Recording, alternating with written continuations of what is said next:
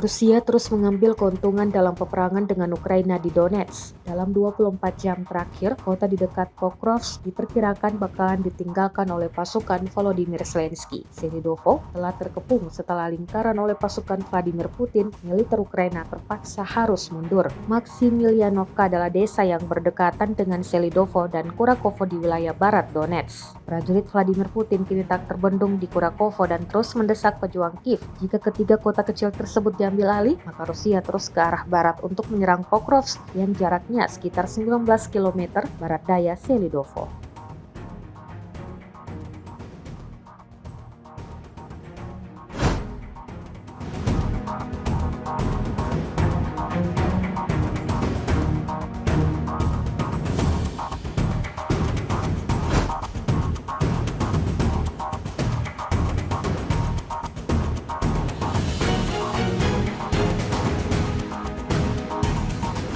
Download Tribun X sekarang, menghadirkan lokal menjadi Indonesia.